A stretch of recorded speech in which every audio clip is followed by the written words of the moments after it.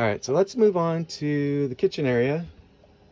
So the kitchen area, this closes up to make more counter space. So if you're not using the sink, you know, you'll have a little bit more space here, and that closes as well.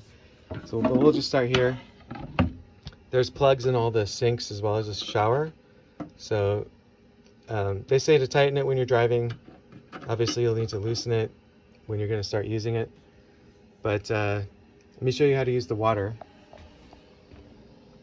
You'll want to turn the pump on. You need to use the pump if you are if the water is not plugged in, like the city water, or that, you know, water with the hose or whatever water you're using. They have them at most RV parks. And if you want hot water, there's the water heater. Again, the propane sticker is here as a reminder, but you just turn the heat on, and the red light is on when it's heating up, but as soon as it turns off, that means your water is hot. So I'll go ahead and turn it off for now because we don't need it, but we'll let the pump run.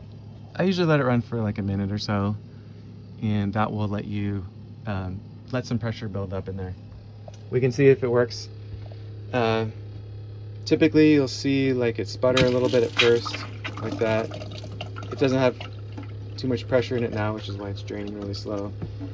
But that is that. Let's go ahead and move on to, go ahead and close that up. We'll move on to the stovetop.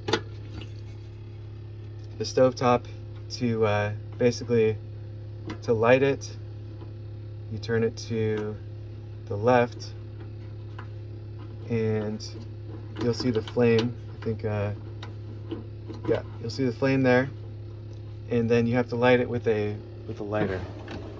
So I'll see if I have an extra one to give you, but we would just keep it in there. Maybe there's one in here. Nope. All right, but yeah, then always just make sure to turn it off.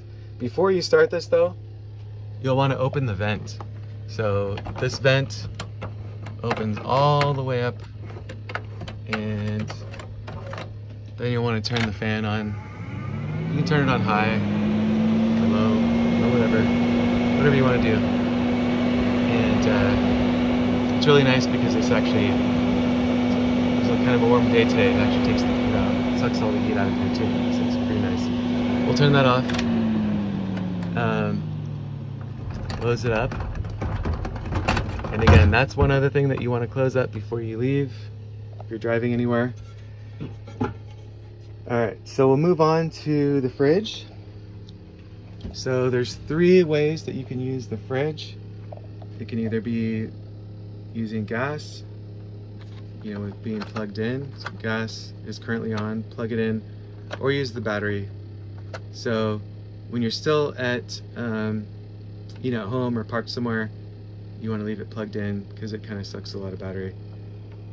But we'll just turn it off for now. And this is how you open it. There's a pin to make sure when you're driving it doesn't swing open.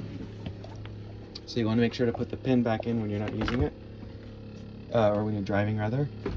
And then just like a normal fridge, you have all the space here. You have a freezer there. So this comes in real handy as you're on the road. You want a nice soda. Don't drink beer while you're driving. And then we'll go ahead and put the pin back in, and then we'll move on to the microwave. And so the microwave is actually a microwave and a convection oven, just like standard. So to use the convection oven, you have this metal plate. So do not use the microwave with this still in here. Only use that part as the convection oven. So to use the convection oven, there's a button here. Honestly, I've never used it. My wife is the only one that's used it. But there's also some instructions here in the drawer up here as well, if you want those. Pretty straightforward, standard equipment there. The drawers, so there's a little space here. I always forget which side it opens on. That side.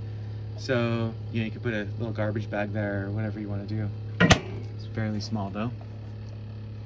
And then this is a small drawer. We would put like, you know, towels or whatever in there. And then there's another drawer. This is for silverware. You know, it's nice spacing in there. And then this is kind of like your spice rack or, you know, whatever you want in there.